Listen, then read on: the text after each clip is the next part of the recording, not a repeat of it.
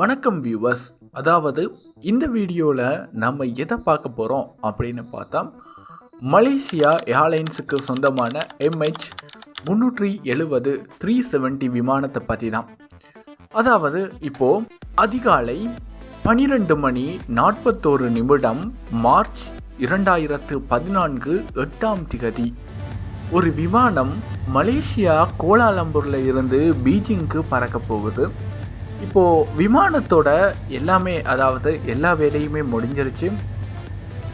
ஏறுறதுலேருந்து விமானம் இப்போது வானில் பறக்கிறது மட்டும்தான் இப்போ ஒரு பாக்கியாக இருக்குது. அதாவது இப்போ கண்ட்ரோல் ரூம்லேருந்து அறிவித்தல் கிடைக்குது, ஓகே நீங்கள் பறக்கலாம் அப்படின்ட்டு. உடனே இப்போ என்ன பண்ணுறாரு பைலட் அப்படின்னு பார்த்தா, அவரும் எல்லாமே வெதர் கண்டிஷன் எல்லாமே பார்க்குறாரு, காலநிலை எப்படி இருக்குன்ட்டு. ஒரு விமானம் பறக்கக்கூடிய ஆகச்சிறந்த ஒரு காலநிலை அங்கே இருக்குது. அவங்க போகிற பாதையில் எந்த ஒரு தடங்களுமே இல்லை. இப்போது விமானத்தை வானத்தை நோக்கி இப்போ செலுத்துகிறாரு. விமானம் பறந்து கொண்டிருக்கு. அதாவது விமானம் பறந்து அன்னளவா 1 மணி நேரம் வானத்தில் பறந்து கொண்டிருக்கிற நேரம் அது தாய்லாந்து பகுதியை அந்த விமானம் அடையுது. தாய்லாந்து பகுதியை அடைகிற நேரம் அவங்களோட ரேடாரை யூஸ் பண்ண முடியாது. அதாவது தாய்லாந்தோட கண்ட்ரோல்குள்ளே தான் அந்த விமானம் போகும். உடனே என்ன பண்ணுறாங்க, அவங்களுடைய கண்ட்ரோல் ரூமை நீங்கள் காண்டாக்ட் பண்ணுங்கள் அப்படின்ட்டு இங்கே மலேசியா கட்டுப்பாட்டு அறை, அதாவது கண்ட்ரோல் ரூமில் இருந்து ஒரு தகவலை கொடுத்தோன்னைக்கு, ஓகே நாங்கள் அங்கே நாங்கள் எடுத்துக்கிறோம் அப்படின்னு சொல்லிட்டு உடனே அந்த அப்ளிகேஷன் அதோட கட்டானது தான். அப்போ தாய்லாந்து போயிட்டாங்களா, அதாவது தாய்லாந்து கண்ட்ரோல் ரூமுக்கு அவங்களோட அந்த போர்டிங் பாஸ் எல்லாமே கிடச்சிருச்சா அப்படின்னு கேட்டால் கண்டிப்பாக கிடைக்கல அப்படின்னு தான் சொல்லணும். அதாவது மலேசியா இப்போது அவங்ககிட்ட கண்டக்ட் பண்ணி கேட்குறாங்க தாய்லாந்துக்கிட்ட, ஓகே உங்களுக்கு எங்களோட ஃப்ளைட் அங்கே வந்திருக்கு, உங்களுக்கு அங்கே சிக்னல் வந்துச்சா அப்படின்ட்டு. இல்லையே இன்னும் வரலையே அப்படின்னு சொல்கிறாங்க. ஓகே அப்படின்னு இன்னொரு 5 மினிட்ஸில் வந்துடும் போல், அப்போ நம்ம வெயிட் பண்ணுவோம் அப்படின்னு சொல்லி ஒரு 5 மினிட்ஸ் பார்க்குறாங்க, 10 மினிட்ஸ் பார்க்குறாங்க, வரலை. சரி வரலை, ஒருவேளை இது சீனாவுக்கு போயிருக்குமோ அப்படின்னு சொல்லி சீனாவில் இறங்கக்கூடிய நேரத்தையும் அங்கே எடுக்கிறாங்க. அதாவது 2 மணி 40 நிமிடத்தில் சீனாவில் அது தரையிறங்கணும். தரையிறங்கலை. சரி, ஒரு விமானம் வானத்தில் பறக்க முதல் அதனுடைய முழு பொருளும் எப்படியும் இன்னும் ஒரு 4 மணித்தியாலங்கள் பறக்கக்கூடிய மாதிரி தான் அவங்க எப்பயுமே எரிபொருளை அதுக்கு ஃபில் பண்ணி வைப்பாங்க, நிரப்பி வைப்பாங்க. அப்போது ஏதாவது ஒரு கோளாறாக இருக்கும். சரி ஒரு 4 மணி நேரம் பார்ப்போம் அப்படின்னு பார்க்குறாங்க. ரொம்ப பதற்றமாக இருக்குது. உறவினர்களுக்கும் இப்போ தெரிஞ்சிருச்சு விமானம் இன்னும் தரையிறங்கலை, என்ன ஆச்சு எங்களுடைய உறவு சொந்தங்களுக்கு அப்படின்னு சொல்லி படபடப்பாக இருக்குது. சரி அப்படின்னு சொல்லிட்டு பார்த்தா அந்த 4 மணி நேரமும் கடக்குது. மெதுவாக கடக்கிற நேரம் விமானம் ஒரு பக்கமாக தரையிறங்கலை. எல்லாருக்கும் பதைக்குது, நெஞ்சம் பதறுது. நம்மளுடைய சொந்தங்கள் எல்லாமே இப்போ நம்ம தொலைச்சிட்டோமா அப்படின்னு சொல்லி தாய் தந்தை பிள்ளைக்காரங்க, அதே மாதிரி கெஸ்ட் அப்படின்னு சொல்கிற ஒவ்வொரு மனிதனுமே ஆவலோடு எதிர்பார்த்து கொண்டிருந்த சீனா பீஜிங் விமான நிலையத்தில் இருந்து எதிர்பார்த்தவங்க எல்லாருக்கும் ஒரு ஏமாற்றம் கிடைக்குது. அந்த விமானம் தரையிறங்கலை அப்படின்ட்டு. சரி அப்படின்னு சொல்லிட்டு மலேசிய அரசாங்கம் என்ன பண்ணுறாங்க, இப்போது அவங்க பப்ளிக்காக ஒரு அனௌன்ஸ்மெண்ட் பண்ணுறாங்க.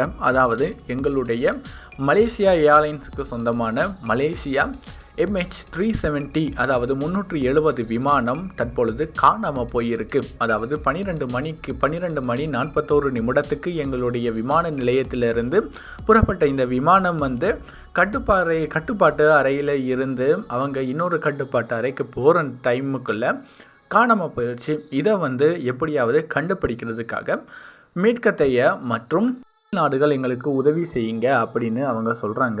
அந்த நேரம் உதவி செய்கிற நேரம் அப்படின்னு பார்க்குற நேரம் கிட்டத்தட்ட ஒரு 24 நாடுகள் கிட்ட அவங்க சொல்கிறாங்க.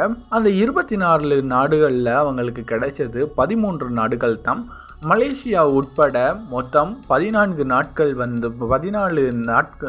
நாடுகள் இந்த தேடுதல் வேட்டையில் ஈடுபட்டிருக்காங்க.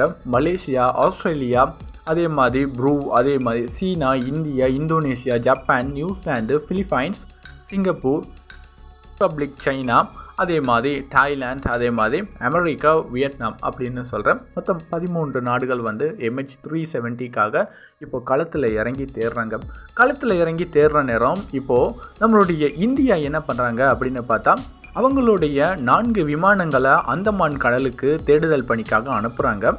அங்கேயும் போய் பார்க்குற நேரம் அவங்களுக்கு கிடைக்கல. கிட்டத்தட்ட அந்த போர்க்கப்பலும் கிட்டத்தட்ட 25,000 சதுர கிலோமீட்டர் அளவில் எல்லாமே விமானத்தை தேடி பார்க்குறாங்க. எந்த ஒரு தகவலும் கிடைக்கல.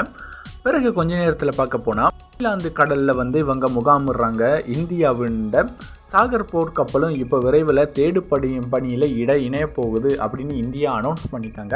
சரி அப்படின்னு சொல்லிட்டு பார்த்தா அவங்களும் வந்துட்டாங்க. ஒரு பக்கமாக இந்தியாவினுடைய சேட்டலைட் மூலம், அதாவது ருக்மணி யூஸ் பண்ணி அவங்க தேடுதல் பணியில் ஈடுபடுறாங்க. அப்பவும் கிடைக்கல. 7வது நாள் ஆகுது.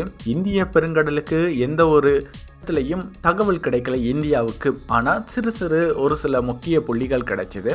இதனை பார்த்து கொண்டு வந்தால் அமெரிக்கா என்ன பண்ணுறாங்க, இல்லை நாங்களும் என்ன பண்ணுறோம், எங்களுடைய ஒரு குழுவை நாங்கள் அனுப்புகிறோம், நீங்கள் என்ன பண்ணுங்கள், நீங்களும் தேடுங்க, நாங்களும் தேடுறோம், அதில் கிடைக்குமா அப்படின்ட்டு. இப்போது நம்மளுடைய மலேசியாவோட ரேடார் கட்டுப்பாட்டில் இருந்து எந்த இடத்துல அவங்களுடைய இழந்து போனிச்சோ அந்த இடத்த எக்ஸாக்டாக பாயிண்ட்டாக வச்சுக்கொண்டு அந்த இடம் ஃபுல்லாகவே அதை சுற்றி இருக்கிற அந்த பரப்பளவு ஃபுல்லாகவே தேடி அலசி பார்க்குறாங்க. அப்பவும் கிடைக்கவே இல்லை. சரி, இப்போது ஒரு வேண்டுகோள் வைக்கிறாங்க மலேசிய அரசாங்கத்துக்கிட்ட. நாங்கள் மத்திய மற்றும் கிழக்கு வங்காள விரிகுடாவில் நாங்கள் தேடுறோம் அப்படின்னு சொல்லி கிட்டத்தட்ட 2,50,000 சதுர கிலோமீட்டர் அளவுக்கு அந்தமான் கடல் மற்றும் வங்காள விரிகுடாவில் தேடுற நேரம் இந்தியா பாகங்களை அவங்க கண்டுபிடிக்கிறாங்க. ஒருவேளை இந்த விமானத்தோட பாகமா அப்படின்ட்டு. ஆனால் அது விமானத்தோட பாகங்கள் கிடையாது. அதே மாதிரி பார்த்து கொண்டிருந்த சீனா என்ன பண்ணுறாங்க, சரி நாங்களும் உங்களுக்கு உதவி பண்ணுறோம், நாங்களும் தேடுறோம் அப்படின்னு சொல்லி தேடி பார்க்குறாங்க. அப்பவும் கிடைக்கல. ஒரு கட்டத்தில் பார்க்க போனால் ஆஸ்திரேலியாண்ட பிரதமர் டோனி அஃபட் என்ன பண்ணுறாரு, ஒரு தகவலை முன்வைக்கிறாரு. அதாவது உடைந்த விமானத்தோட 2 பாகங்கள் எங்களுடைய செய்மதி கண்டுபிடிச்சிருக்கு அப்படின்னு சொல்லி ஒரு 2 இடத்தை மார்க் பண்ணி காட்டுறாரு. அந்த 2 இடம் அப்படின்னு பார்க்க போனால் தெற்கு சீன கடலில் இருப்பதாகவும் அதே மாதிரி தெற்கு இந்திய பெருங்கடலில் இருக்கிறதாகவும் ஆஸ்திரேலியா சொல்லியிருக்கிறாங்க. சரி அப்படின்னு சொல்லிட்டு இப்போ இன்னொரு பக்கம் அது கன்ஃபார்மா அப்படின்னு சொல்கிறதுக்காக அதை உறுதிப்படுத்துறதுக்கு ட்ரை பண்ணுறாங்க. ஆனால் உறுதிப்படுத்தவும் முடியலை. அவங்களுடைய அன்லக்கியான நேரம் இப்போது ஜூலை 29, 2015 கிட்டத்தட்ட 1 வருடத்துக்கு மேலவும் போயிருச்சு.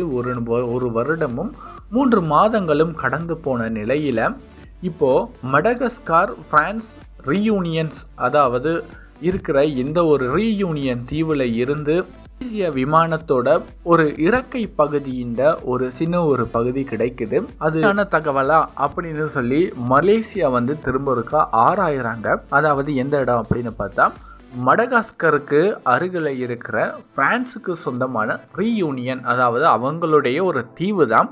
அந்த தீவில் ஆராய்ஞ்சு பார்க்குற நேரம் அது மலேசியா ஏர்லைன்ஸ் விமானத்துக்கு சொந்தமான MH370 அந்த ஒரு பகுதி தான் அப்படின்னு உறுதிப்படுத்தின முகமாக அவங்க உத்தியோகபூர்வமாக அறிவிக்கிறாங்க.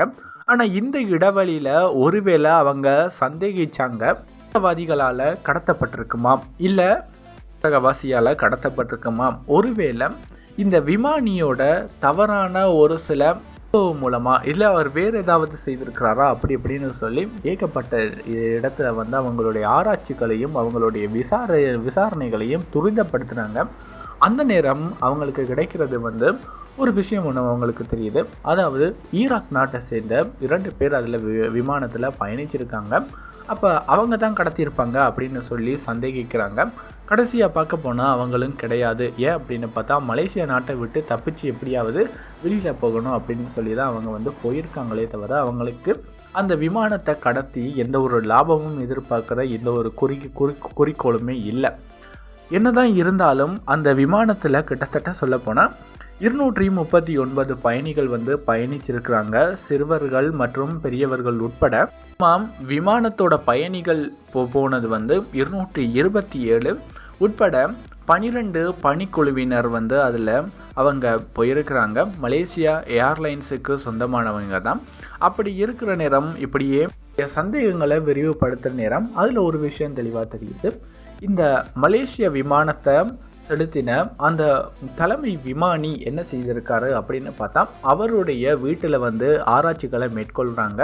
அதாவது ஃப்ளைட் சிமுலேட்டர் அப்படின்னு சொல்லப்படுகின்ற அந்த விமானத்தை செலுத்துகிற மாதிரியான ஒரு மாதிரி கட்டமைப்பு வந்து அவருடைய வீட்டில் வந்து இருந்திருக்கு. அவர் வந்து எங்கெங்கே அந்த விமானத்தை செலுத்தியிருக்காரு அப்படின்னு சொல்லி அவங்க செக் பண்ணி பார்க்குற நேரம் தான் தெரியுது. இந்த மாதிரி அவர் வந்து போகிற திசையிலையும் அவர் திரும்பின திசைக்கும் எதிராகவே எல்லாமே நடந்திருக்கு. அதுக்கும் இவர் வந்து வீட்டில் என்ன மாதிரி விமானத்தை செலுத்தியிருக்காரோ ரெண்டுமே கிட்டத்தட்ட மேட்ச் ஆகுது அப்படின்னு சொல்லி ஒரு முடிவுக்கு வராங்க. அவருக்கு வந்து ஒரு அரசியலுக்கும் இடையில் நெருங்கிய தொடர்பு இருக்குது. ஒருவேளை அந்த அரசியல் கட்சி தான் இந்த மாதிரி இதை செய்ய சொன்னிச்சா அவங்களுடைய ஆட்சிக்கு வர்றதுக்காக அப்படின்னு சொல்லி விசாரணையை விசாரிக்கிற நேரம் கடைசியாக அதுவும் இல்லை அப்படின்னு சொல்லி கடைசியாக அதுவும் ப்ரூவ் பண்ணியாச்சு. ஆனால் மலேசியா பிரதமர் ஒரு அறிக்கையை விடுறாரு. என்ன அப்படின்னு பார்த்தா, ஒருவேளை இந்த விமானம் வந்து எதிரிகளால் கடத்தப்பட்டிருக்கு அப்படின்னு சொல்லி பக்கம் சொல்ல போனால் இந்த மலேசிய விமானத்தோட ஒரு சில பகுதிகள் வந்து இந்த மடகாஸ்கார், அதாவது பிரான்ஸுக்கு சொந்தமான இந்த ரீயூனியன் தீவுகளில் கிடைச்சிருக்கு அப்படின்னு சொன்னதால் ஒரு பக்கம் இந்த ஃப்ளைட்டு வந்து உண்மைக்குமே கடலில் தான் விழுந்துருச்சு அப்படின்னு சொல்கிறாங்க. என்னதான் இருந்தாலும் அப் டு எண்ட் இதுவரைக்கும் கடலில் விழுந்த அந்த விமானத்தோட ஒரு இறக்கை பகுதி மட்டும்தான் அவங்க கைக்கு கிடைச்சிருக்க ஒரு ஆதாரமாக. மற்றபடி அந்த விமானத்தோட வேற எந்த பாகமும் அல்லது பாக்ஸ் அப்படின்னு சொல்கிற அந்த கருப்பு பெட்டியோ அல்லது விமான சம்பந்தப்பட்ட வேறு எந்த ஒரு தகவலும் அப் டு எண்ட் இப்போ வரைக்கும் கிடைக்கவே இல்லை என்றதை கவலையுடன் தெரிவிக்கணும்.